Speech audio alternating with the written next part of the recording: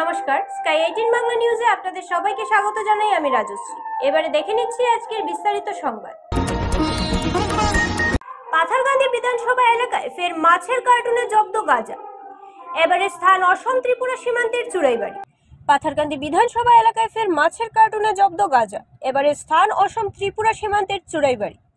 পুলিশের সক্রিয়তার সাথে সাথে পাচারের ধরন বদলাচ্ছে পাচারকারীরা। তবে পুলিশের চোখে ধুলো দেওয়া যেন সম্ভব নয় তা প্রমাণ করে দেখিয়ে দিল নেশার বিরুদ্ধে জেহাদ ঘোষণা করা অসম পুলিশ। ত্রিপুরা রাজ্যে থাকা ধারাবাহিকভাবে অসম তথা ভারতের বিভিন্ন প্রান্তে গাঁজা পাচারের চেষ্টা অব্যাহত রেখেছে চোর চালানকারীরা। এবার চোরাইবাড়িতে থাকা অসম পুলিশের অভিযানে জব্দ বিপুল পরিমাণ শুকনো গাঁজা।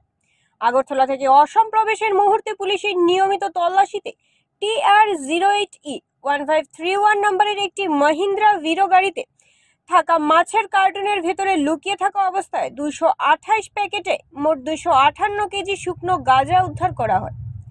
অবশ্য পুলিশ দেখেই গাড়ি ছেড়ে গা ঢাকা দেয় গাড়ি চালক। জানা গেছে চুড়াইবাড়ি পুলিশ ফাঁড়ির ইনচার্জ প্রণব মিলির নেতৃত্বে এই অভিযানে জব্দ হওয়া গাঁজার মূল্য প্রায় 1.5 কোটি টাকা।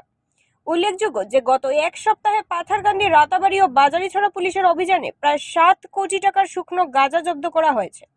অন্যদিকে শুক্রবার চুড়াইবাড়ি পুলিশের হাতে আটক হওয়া গাঁজা কাণ্ডে পুলিশ NDPS মামলা হাতে নিয়ে তদন্ত শুরু করেছে।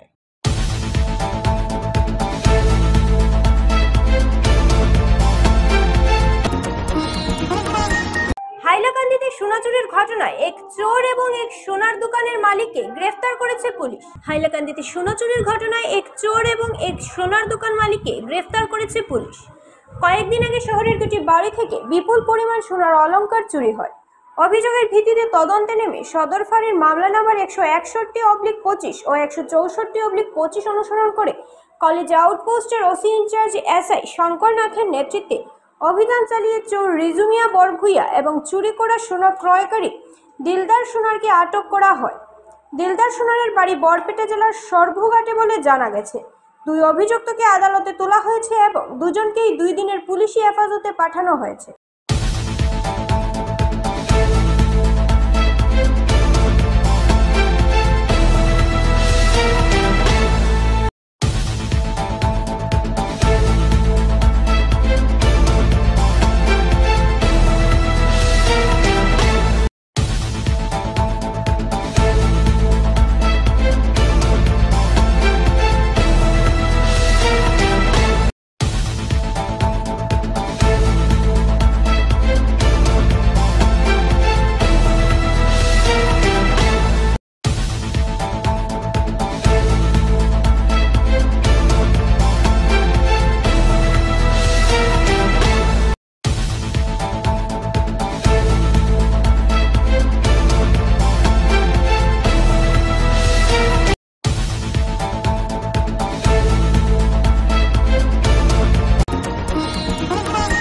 শত্রুতার জেরে খোয়াই জামটিলা এলাকায় এক নিরীহ ব্যক্তির 40 থেকে 50টি রাবার গাছ কেটে দিল দুষ্কৃতিকারীরা।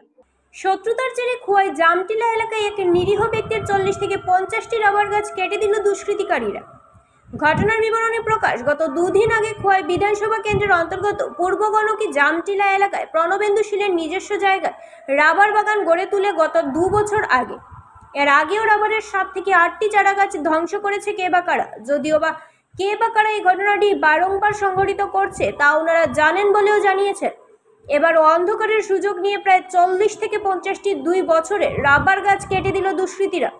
গোটা ঘটনাটি পুলিশকে জানানোর পর শুক্রবার সকাল 11টা নাগাদ ঘটনাস্থলে গিয়ে গোটা বিষয়টি সরজমিনে দেখে আসে পুলিশ। বাগানের মালিক প্রণবেন্দু শীল জানিয়েছেন, এই ধরনের ঘটনা 2 বার সংঘটিত হয়েছে, এতে করে ওনার ক্ষতি হচ্ছে। গোটা বিষয়ে সুষ্ঠু তদন্তের দাবি জানিয়েছেন তিনি। আমি তো প্রতিদিনই সকালে বাগানে আই, বিকালে যাই, খাওয়া দাওয়া মানে এখানে ভাত খাই। কিন্তু 18 তারিখ মঙ্গলবার বিকাল সন্ধ্যার সময় মানে এই আমার বাগানের ভিতরে যে বাড়ি আছে এই বাড়ির লোকেরা মানে করতে বাসায় গালাগালি করতেছে। তো অনেক সময় গালাগালি করছে তারা, কিন্তু আমরা কোনো সারা শব্দ আমরা দিই না। আমরা কাজ সেরে সন্ধ্যার পরে গেছি বাগান থেকে, কিন্তু পরের দিন অন্যান্য দিনে নিয়ে পরের দিন যখন সময় আবার আইছি বাগানে, আইসাটা দেখি বাগানের মধ্যে যেন প্রায় 40-50টা গাছ কাটা। কি গাছ? রাবার ভাঙ্গা। কারা কাটছে মনে হয়?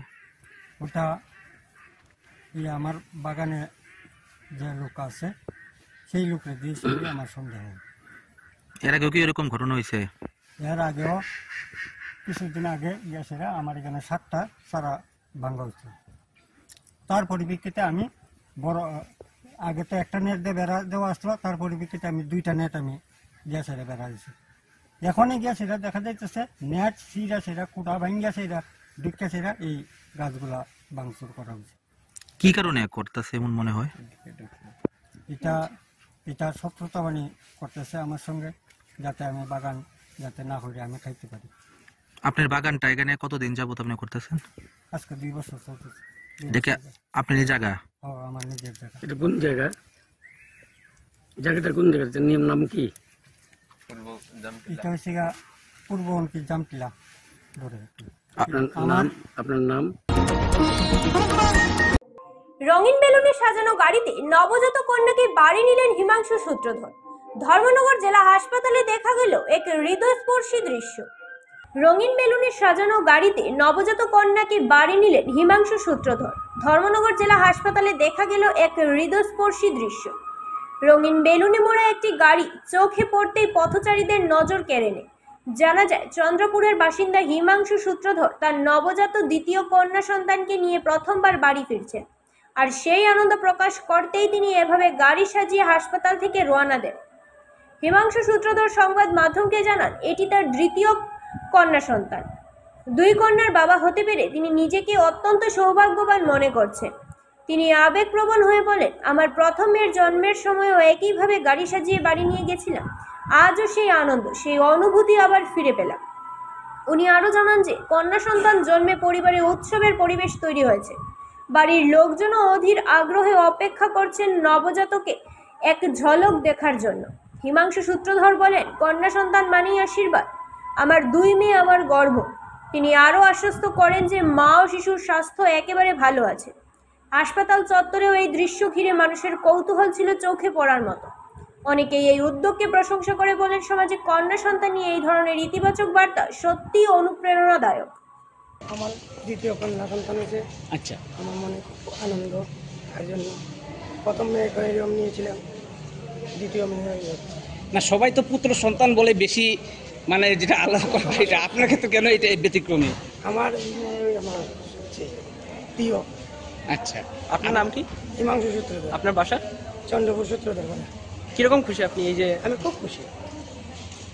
আমার মনের মাঝে সুস্থ আছে, আমি খুব খুশি। সমাজের প্রতি আপনার কিছু বার্তা থাকবে এই বিষয়ে? মেয়ে বলে এলা করার জন্য না, মেয়েও ভালো। ঠিক আছে। আপনি কি কাজ করেন? আমি মোটরসাইকেলে গ্যারেজ আছে। আচ্ছা, ধন্যবাদ। নিয়েছি ছোট্ট একটা বিজ্ঞাপন বিরতির সাথে থাকুন। আপনার পার্শ্ববর্তী এলাকা কি মশায় ভরা? রক্ত শোষণকারী পতঙ্গের অত্যাচারে আপনি কি জর্জরিত? তাই মশার হাত থেকে অচিরে নিরসনে আপনার হাতের কাছে এসে গেছে মাস্কিটা। এটি একটি ভেষজ ঔষধি যা লোকেরা ত্বকে ব্যবহার করতে পারবে। এটি ব্যবহারে আপনি ডেঙ্গু, ম্যালেরিয়া, চিকুনগুনিয়া, জিকা ইত্যাদি রোগ থেকে নিরসন পেতে পারেন, যা মশা থেকে রোগ সৃষ্টি হয়। তাই ভারতের 1 নম্বর মশা তাড়ানোর ঔষধ আপনার হাতের কাছে। তাই আর সময় নষ্ট না করে আপনি কিনে আনুন মাস্কিটা। এটি সম্পূর্ণ কেমিক্যাল ফ্রি, 100% উদ্ভিদজাত ঔষধি। আপনার ত্বকে হয়তো ঘষে দিতে পারেন বা ছিটিয়েও দিতে পারেন ওষুধের নিয়মাবলী মেনে। তাই শ্রীভূমির বেশিরভাগ মেডিসিনে বা স্টেশনারি দোকানে ভেষজ ঔষধ পাওয়া যাবে। 100% স্বাস্থ্যবিধি মেনে ঔষধ তৈরি করা হয়। তাই মশার কামড়ে বিভিন্ন রোগ থেকে পরিবারকে রক্ষা করতে আজই নিয়ে আনুন ভেষজ ঔষধ মাস্কিটা। मॉस्किटो रेपेलेंट चाहिए तो नंबर 1 क्यों नहीं? मैं यूज करती हूँ मॉस्किटा। डेंगू, मलेरिया, चिकनगुनिया सबके पीछे एक ही विलेन है, मच्छर। और इन्हें रोकने के लिए चाहिए रियल प्रोटेक्शन बिना केमिकल के। Mosquita, India's number 1 herbal mosquito repellent oil. 100% herbal, DEET free और डायरेक्टली स्किन पे अप्लाई होता है। ना स्मोक, ना ही स्प्रे फंग्स, बस natural barrier. Safe for baby, safe for pregnant women, even Jain lifestyle के लिए भी परफेक्ट। हर घर का एसेंशियल मास्कीटा। मच्छरों से बचना है तो इंडिया का नंबर 1 लगाओ मास्कीटा, হার্বাল বি পাওয়ারফুল বি। আজই যোগাযোগ করুন আপনার নিকটবর্তী দোকানে ও নিয়ে আসুন মাস্কিটা। আশ্রম রোডে ড্রেনের কাজের গুণগত মান খতিয়ে দেখতে সরজমিনে উপস্থিত হলেন কাছাড় কংগ্রেসের প্রাক্তন সভাপতি অভিজিৎ পাল। আশ্রম রোডে ড্রেনের কাজের গুণগত মান খতিয়ে দেখতে সরজমিনে উপস্থিত হলেন কাছাড় কংগ্রেসের প্রাক্তন সভাপতি অভিজিৎ পাল। শিলচর সৎসঙ্গ আশ্রম রোডের ড্রেনের কাজের গুণগত মান খতিয়ে দেখতে সরজমিনে উপস্থিত হলেন জেলা কংগ্রেসের প্রাক্তন সভাপতি অভিজিৎ পাল। তিনি উপস্থিত হয়ে এসডিও ও সাইট ইঞ্জিনিয়ার সহ ঠিকাদারের সঙ্গে সাক্ষাৎ করে কাজের গুণগত মান উন্নত রাখার নির্দেশ দেন। এ সময় এই ড্রেনের কাজের গুণগত মান নিয়ে স্থানীয় কিছু লোক অভিযোগ তুলে অভিজিৎ পাল জানান যে সমস্যার জন্য এই ড্রেন বানানো হচ্ছে সেই সমস্যার যেন সমাধান হয়, কারণ বর্ষার মরশুমে এইসব এলাকার প্রতিটি বাড়িতেই জমা জল আটকে থাকে। তাই বাড়ির জল যাতে ড্রেন দিয়ে বের হয়ে যেতে পারে সেইভাবেই যেন কাজটি শুরু হয়। শুধু উন্নয়ন এবং ঠিকাদারের জন্য যদি ড্রেন বানানো হয় তাহলে এই ড্রেনের কোনো প্রয়োজন নেই। সত্যিকারের উন্নয়ন সহ আশ্রম রোডের জনগণ যাতে জমা জল থেকে মুক্তি পান সেই দাবি রাখেন তিনি। ড্রেনের লগে তো আপনার বক্স কালভার্টও আছে, ইয়ে নাই, বক্স কালভার্ট নাই, স্ল্যাব আছে, আয়রন স্ট্রাকচার তো পার্ট 3 মিটার 2 মিটার। আপনার এটা লগে কইছি যখন আপনার গল্লির উপরে স্ল্যাবটা দিবা, এই স্ল্যাবগুলো আপনার ইয়ে দিতে লাগবো, মানে আপনার ড্রেনের উপরে স্ল্যাবের থিকনেস আইকান থিকনেস হইতো না সেম হতো না। এটা 16 mm দিতে হবে, আর এটা ফার্মিকেট দিতে 12 দিতে লাগবে ভাই। কারণ এটার মধ্যে গাড়ি ঢুকবো, হেভি ভেহিকল। এই নটা গল্লিতে যদি আপনার স্ল্যাবের কি হয় দেন, যদি আপনার স্ল্যাবের আপনার রড কত তোলা এখন তো কন্টিনিউটি কত তোলা এই সাইডে এমনি এমনি সাপের মতো ব্যাংক করার কথা না। আমি কারোর উপরে এলিগেশন লাগাইছি না, যেন কি স্কুল কাছে একটু অ্যাডজাস্ট করে যাইতে লাগে। তোমার ডাউট আছে তো আমার বাড়িতে আমি যদি এরকম কেস হইয়া থাকে আমি একটু অ্যাডজাস্ট করে যাইতে লাগে। আর কে কইছে আমরা রাবিশদি কাজ করে, এটা একটা কমপ্লেইন আপনারা ভালো সব দেখেন। বিভিন্ন জায়গাতে উন্নয়নের নামে বিভিন্ন ড্রেনের প্রকল্পের কাজ চলছে। এটা সৎসঙ্গ আশ্রম রোড, এটা আমাদের পাড়া, এবং এখানে ঠিকাদার যারা আছেন ওনারা এই পাড়ার লোক। তাই আমরা আজকে পিডব্লিউডি এসডিও এবং এখানে সাইট ইঞ্জিনিয়ার এসছেন, আমরা ওনার কাছে এটাই দাবি জানিয়েছি যাতে স্পেসিফিকেশন ঠিকমতো করা হয়, জলের জন্য ল ল্যান্ড মেনটেন করা হয়। যখন যতটুকু পর্যন্ত কাজ চলছে সেখানে অনেক জায়গাতেই কাজের বিসঙ্গতি দেখা গেছে। তাই আমাদের একটাই অনুরোধ যে যাতে স্পেসিফিকেশন ঠিক রাখা হয়, যাতে মানে যে সমস্যার জন্য ড্রেন বানানো চলছে সেই কাজের জন্য সমাধান হয়। যদি শুধু উন্নয়নের নামে যদি খালি ড্রেন ঠিকাদারের নামে যদি ড্রেন করা হয় এই ড্রেনের প্রয়োজন নেই। যদি ড্রেন দিয়ে যে সত্যিকারে মানুষের ঘরের জল ড্রেনের দিকে যায়, বর্ষার সময় যদি মানুষ শান্তি পায়, সেই উদ্দেশ্যে ড্রেন বানানো। তাই আমি আজকে পিডব্লিউডি এসডিওকে আমার এটাই কথা বলেছি আমরা, এবং এসডিও সরজমিনে এসেছিলেন, এসডিওকে আমরা এটাই দেখিয়ে দিয়েছি যাতে স্পেসিফিকেশন মেনটেন করা হয়। শিলচরে ম্যাক্সিমাম ড্রেনের কাজ হয়েছে কিন্তু কোনো ধরনের স্পেসিফিকেশন মেনটেন করা হয়নি, কোনো ডাউন লেভেল মেনটেন করা হয়নি। ডাউন লেভেল যদি মেনটেন না করা, জল যাবে কোথায়? এবং প্রত্যেকটা রাস্তা থেকে ড্রেনের হাইট অনেক উঁচা হয়েছে, যেখানে জল যাওয়ার মতো কোনো সুবিধা নেই। তাই আমাদের কথা হচ্ছে যেহেতু এটা সবাই নিজেদের মধ্যে, ইঞ্জিনিয়ার এসডিওকে আমরা এটাই অনুরোধ করেছি যাতে ঠিকাদারের উদ্দেশ্যে যাতে ড্রেন বানানো না হয়, সত্যিকারের জন্য উন্নয়নের নামে যেন কাজ করা হয়, এবং সত্যি যেন আশ্রম রোডের বাসিন্দাদের যাতে এই বর্ষার যে জমা জলের যে অসুবিধা সেটা থেকে যেন মুক্তি পায়। হাইলাকান্দিতে ঘটেছে এক জঘন্য ঘটনা। 60 বছর বয়সী এক বৃদ্ধের বিকৃত কামনার শিকার হলো 16 বছরের এক কিশোরী। হাইলাকান্দিতে ঘটেছে এক জঘন্য ঘটনা। 60 বছর বয়সী এক বৃদ্ধের বিকৃত কামনার শিকার হলো 16 বছরের এক কিশোরী। হাইলাকান্দি জেলার লালা থানার অন্তর্গত একটি গ্রামে এই জঘন্য ঘটনাটি ঘটেছে। ঘরে কেউ না থাকার সুযোগে 60 বছর বয়সী সমীরণ নাথ নামের ওই বৃদ্ধ কিশোরীটির সঙ্গে কুকর্ম করে। বাবা মা নেই কিশোরী, সে তার দিদিমার সঙ্গে থাকে। ঘটনার দিন দিদিমা কিশোরীটিকে ঘরে রেখে কাজে বের হয়ে গেছিলেন। সেই সুযোগেই লম্পট বৃদ্ধটি কিশোরীকে নির্যাতন করে। বৃদ্ধ সমীরণ নাথের ওই কুকর্মের ফল 16 বছর বয়সী কিশোরীটি অন্তঃসত্ত্বা হয়ে পড়ে। স্বাস্থ্য পরীক্ষা সম্পন্ন হওয়ার পর বিষয়টি নিশ্চিত হয়েছে এরই মধ্যে দিদিমার দায়ের কথা অভিযোগের ভিত্তিতে লালা পুলিশ সমীরণ নাথকে গ্রেফতার করেছে। তাকে ইতিমধ্যে আদালতে পেশ করা হয়েছে এবং অধিকতর তদন্তের জন্য আদালতের নির্দেশে 2 দিনের পুলিশ হেফাজতে নেওয়া হয়েছে।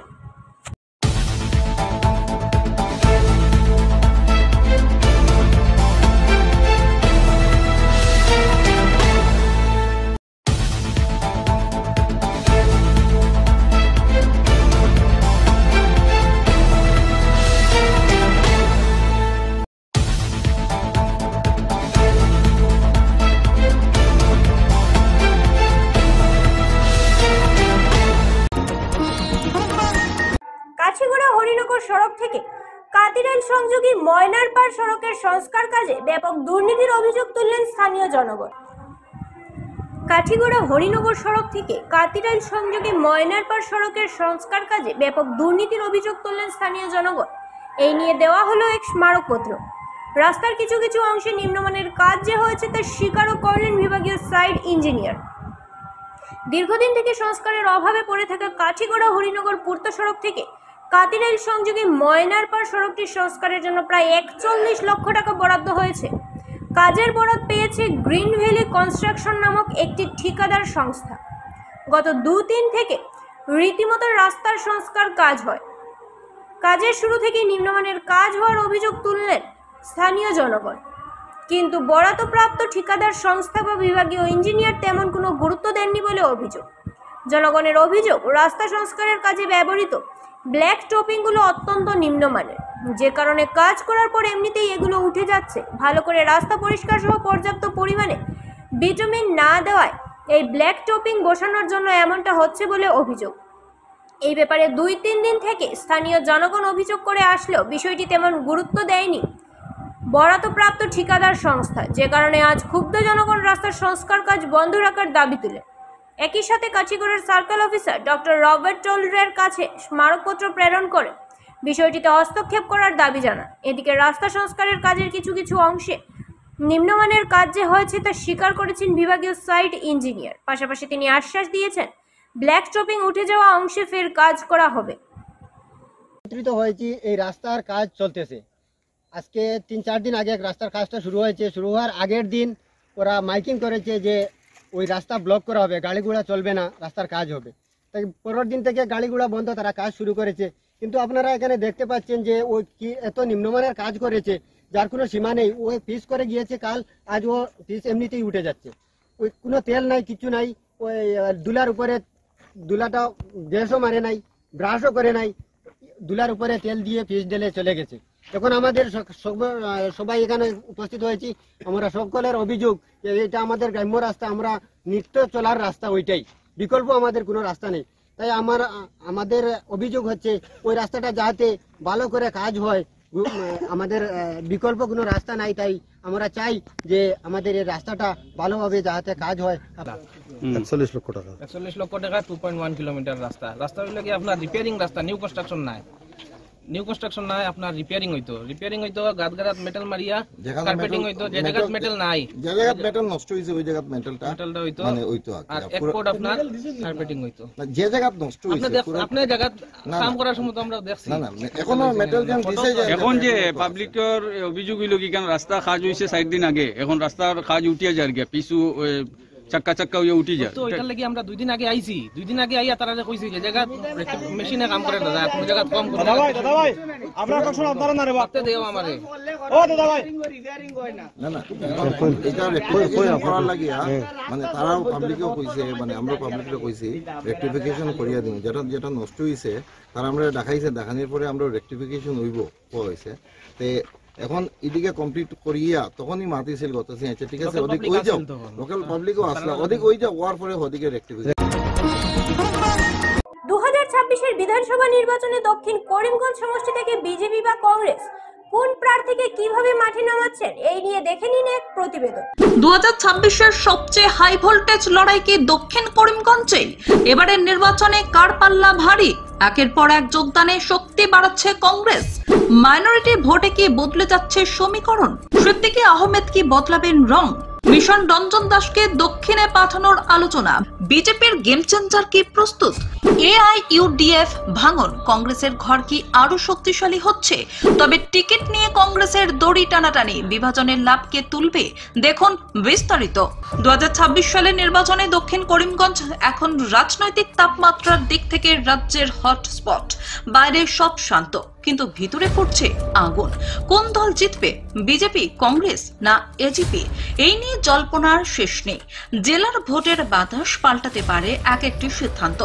দক্ষিণ করিমগঞ্জে কংগ্রেসের অবস্থা এখন অদ্ভুতভাবে শক্তিশালী, আবার টানাটানিতেও ভরা। কারণ এখানে কংগ্রেসের সম্ভাব্য প্রার্থী এত বেশি যে দলীয় টিকিট পাওয়াটাই হয়ে দাঁড়িয়েছে সবচেয়ে বড় দৌড়। কে শেষ পর্যন্ত টিকিট পাবেন, এটা এখন জেলার বড় রহস্য। তার উপরে AIUDF থেকে যেভাবে নেতাকর্মীরা একটার পর একটা কংগ্রেসে যোগ দিচ্ছেন, তাতে মাইনরিটি ভোট ব্যাংক আরো বেশি করে কংগ্রেসমুখী হয়ে উঠেছে। দক্ষিণ করিমগঞ্জে যেহেতু মাইনরিটি ভোটই মূল নিয়ামক, তা সরাসরি কংগ্রেসকে শক্তিশালী করছে। তবে এত প্রার্থী থাকলে যে অভ্যন্তরীণ কোন্দল বাড়বে তাও স্পষ্ট। অন্যদিকে বিজেপি যেন সাইলেন্ট মোডে। বাইরে খুব একটা শব্দ নেই, কিন্তু ভিতরে চলছে বড়সড় হিসেব নিকেশ। বিজেপির দৃশ্যমান মুখ বলতে এখন মূলত মাইনরিটি বোর্ডের চেয়ারম্যান ইকবাল হোসেন। তিনি মাঠে নামছেন, প্রচার করছেন, দৌড়ঝাঁপ করছেন। কিন্তু তিনি যে বিজেপির চূড়ান্ত প্রার্থী হবেন তা নিয়ে দলীয় সন্দেহ রয়েছে। কারণ বিজেপি এমন এক টিকিট চায় যা সরাসরি কংগ্রেসের গড়ে আঘাত করবে। এখানে উঠে আসে উত্তর করিমগঞ্জের 4 বারের প্রাক্তন বিধায়ক তথা প্রাক্তন রাজ্যসভার সাংসদ মিশন রঞ্জন দাসের নাম। দক্ষিণের মাইনরিটি এলাকায় তার প্রভাব যথেষ্ট। বিজেপি যদি তাকে দক্ষিণ করিমগঞ্জে পাঠায়, তবে পুরো সমীকরণটাই পাল্টে যেতে পারে। আবার আরো বড় নাটকীয় সম্ভাবনা, কংগ্রেসের বর্তমান বিধায়ক সিদ্দিকী আহমেদকে এজেপি হয়ে বিজেপির ফ্রন্টে নিয়ে আসা। তিনি যেভাবে মুখ্যমন্ত্রী এবং বিজেপি সরকারের প্রশংসা করছেন, তাদের রাজনৈতিক পর্যবেক্ষকদের সন্দেহ আরো ঘনীভূত হচ্ছে। বিজেপি চাইলে তাকে এজেপি প্রার্থী করে দাঁড় করাতে পারে, আর এতে সিদ্দিকী আহমেদ মাইনরিটি সহ বহু ভোট নিজের দিকে টেনে নিতে পারেন। এই পরিস্থিতিতে বিজেপির জন্য সেটাই হবে চেকমেটের চাল। কংগ্রেস এখন এগিয়ে আছে, কারণ মাইনরিটি ভোট তাদের দিকেই যাচ্ছে এবং AIUDF এর ভাঙনের সুবিধাও তারা পাচ্ছে। তবে টিকিট বিতর্ক বা অভ্যন্তরীণ অ্যাংলিন শুরু হলে কংগ্রেসের এই লিড মুহূর্তে উবে যেতে পারে। বিপরীতে বিজেপি যদি সিদ্দিকী আহমেদ বা মিশন রঞ্জনকে মাঠে নামায়, তাহলে খেলা পুরো উল্টে যেতে পারে।